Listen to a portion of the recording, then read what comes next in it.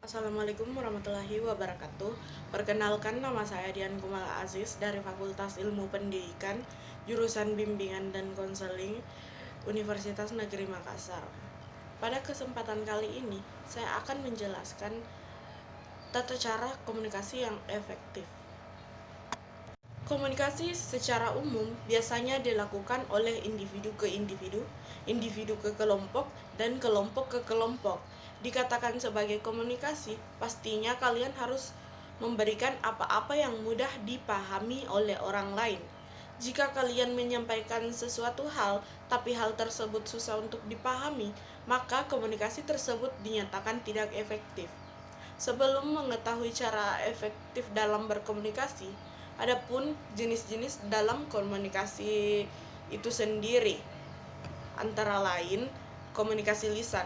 Komunikasi lisan, keuntungan dari komunikasi lisan yaitu kecepatan dan umpan balik yang dihasilkan pesan verbal yang disampaikan dalam bentuk singkat, dan umpan balik yang cepat karena kemungkinan terdeteksi dini oleh pengirim. Bentuk dari komunikasi lisan yaitu pidato, percakapan dua orang, diskusi kelompok, desas-desus informal. Yang kedua yaitu komunikasi tertulis. Komunikasi tertulis berbentuk memo, surat, email, laporan berkala organisasi, pengumuman di papan buletin. Keuntungan dari komunikasi tertulis yaitu pesan dapat disampaikan dalam bentuk terbatas. Yang ketiga yaitu komunikasi verbal. Komunikasi verbal merupakan segala sesuatu yang diucapkan atau ditulis. Aspek dalam komunikasi verbal itu pembendaharaan kata, kecepatan, intonasi suara, humor, singkat dan jelas, waktu yang tepat. Yang keempat yaitu komunikasi nonverbal. Komunikasi nonverbal merupakan segala sesuatu pesan yang disampaikan terlihat dan terarah oleh panca indera. Yang terakhir yaitu salah pengertian. Cara menghindari salah pengertian adalah mengatakan apa yang kita inginkan dan menggunakan I statement. Contohnya, saya merasa sedih karena kamu, bukan mengatakan kamu yang membuat saya merasa sedih. Adapun jenis-jenis atau tahap-tahap dalam komunikasi yang efektif. Yang pertama yaitu tahap perkenalan. Tahap perkenalan itu terbagi atas 3, yaitu tahap pasif, tahap aktif, dan tahap interaktif. Yang kedua yaitu tahap persahabatan. Fungsi dari tahap persahabatan yaitu membagi pengalaman agar dua pihak merasa sama-sama puas dan sukses. Yang kedua, menunjukkan dukungan emosional. Yang ketiga, sukarela membantu. Selanjutnya, berusaha membuat pihak lain menjadi senang. Selanjutnya, membuat sesama. Yang ketiga yaitu tahap keakraban. Keakraban antar pribadi terjadi karena dua pribadi memiliki banyak kesamaan sehingga membuat hubungan menjadi satu. Yang keempat, tahap hubungan suami istri. Tahap ini sudah melewati batas hubungan keakraban atau intim. Dilihat dari hubungan internal, hubungan suami istri ditandai dengan keterbukaan yang tak terbatas. Yang kelima, tahap hubungan orang tua dengan anak.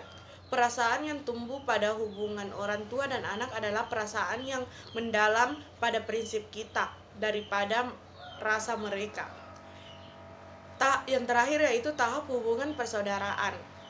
Makin banyak anak, maka menjadi hubungan sibling atau hubungan perasaan cinta dalam keluarga. Adapun hambatan-hambatan komunikasi efektif.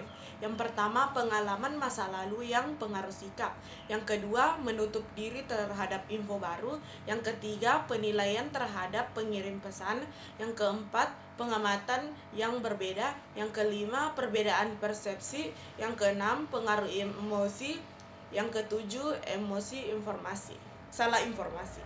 Setelah menjelaskan hal-hal yang membuat komunikasi kita menjadi tidak efektif, maka di sini saya akan menjelaskan hal-hal apa saja yang membuat komunikasi kita menjadi efektif. Karena kita ketahui bahwa komunikasi itu sangat penting dan perlu dipahami. Yang pertama yaitu memberikan waktu dan perhatian dalam percakapan penting, di mana jika kita ingin melakukan percakapan dengan seseorang atau kelompok, kita perlu berbicara pada waktu yang tepat. Yang kedua yaitu melakukan kontak mata dengan lawan bicara. Jika kalian berbicara dengan seseorang tapi pandangan kalian terarah kepada orang lain atau kepada hal-hal yang lain, pasti komunikasi akan tidak menjadi efektif. Yang ketiga yaitu menggunakan bahasa tubuh yang baik ketika berbicara. Yang keempat, mendengarkan itu perlu. Jika kalian ingin membangun komunikasi efektif, kalian perlu mendengarkan segala apa yang dikatakan oleh lawan bicara. Karena ketika kalian cuek, pastinya komunikasi akan menjadi tidak efektif. Yang terakhir yaitu belajar berkomunikasi melalui berbagai sumber dan pengalaman. Banyak tempat yang bisa menjadikan media belajar kita untuk berkomunikasi, seperti masuk ke dalam organisasi-organisasi yang ada di sekolah. Oke, sekian itu tadi penjelasan saya tentang tata cara berkomunikasi yang efektif. Sekian dan terima kasih. Assalamualaikum warahmatullahi wabarakatuh.